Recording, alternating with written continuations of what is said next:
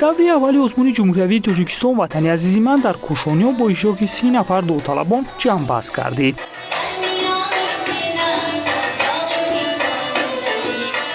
дар ин рӯз иштирокчиёни озмун бо суруд ва оҳангҳои нав, шеъру таронаҳо, намунаҳои мусиқии анъанавӣ дар доираи талаботи низомномаи озмуни мазкур назди аъзои ҳакамон баромад намуда, барои ғолиб гаштан бо ҳамдигар рақобат карданд. имрӯз дар ноҳияи кушониён даври ноҳиявии озмуни ҷумҳуриявии Тоҷикистон ватани азизи ман баргузор гардид.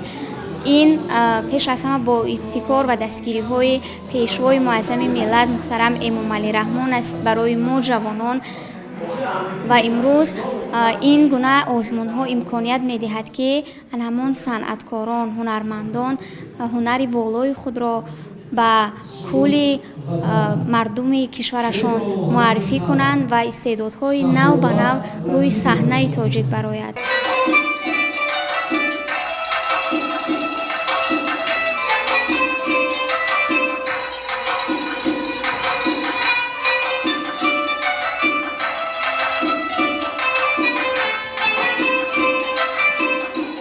Мадина Баротова яке аз иштирокчии озмуни имрӯза дар ноҳияи Кушониён аст. ӯ соли дуюм аст ки аз рӯи номинатсияи навозандагӣ дар озмуни ҷумҳуриявии Тоҷикистон ватани азизи ман ширкат меварзад. соли қаблӣ мағлуб гаштани Мадина дар ин озмун ӯро водор сохт ки имсол маҳорати худро сайқал диҳаду боз ҳам барои пирӯзӣ талош варзад. ҳамин аст ки қабл аз баромад карданаш назди аъзои ҳакамон вай дар кунҷи асбоби навозандагии худ дар даст машқу тамрин мегирад.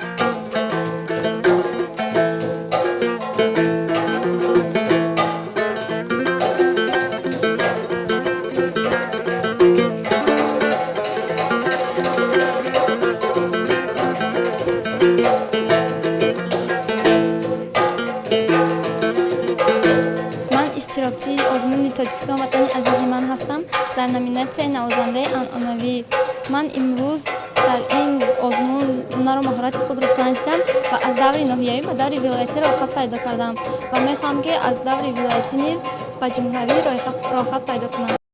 ба гуфтаи аъзои ҳакамон дар ин ноҳия нисбат ба рушди санъат сокинон таваҷҷӯҳи хоса доранд, зеро довталабон дар озмуни имрӯза аз рӯи ҳама номинатсияҳо аз худ маҳорати баланд нишон доданд. бо мақсади дарёфти истеъдодҳо ва чеҳраҳои нави соҳаи фарҳанг дар ҳудуди ҷамоатҳои шаҳраки деҳоти ноҳия озмуни ҷумҳуриявии Тоҷикистон ватани азизи ман баргузор гардид ки аз байни инҳо беҳтаринҳо ба даври ноҳиявӣ интихоб гардиданд.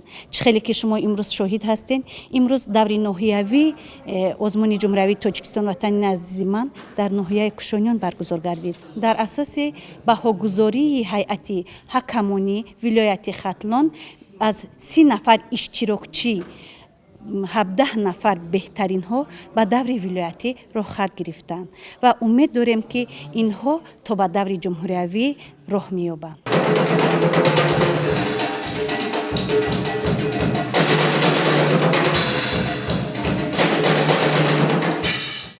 таҳти унвони Тоҷикистон ватани азизи ман марҳилаи аввали ин озмуни ҷумҳуриявӣ дар ноҳияи Вахш низ ҷамъбаст гардид. дар он 40 нафар сокинон хусусан наврасону ҷавонон фаъолона ширкат варзида ҳунару маҳорати сарояндагию навозандагии худро ба ҳайати ҳакамони озмун нишон дода, идеи аз онҳо барои иштирок дар даври вилоятии озмун роҳхат гирифтанд.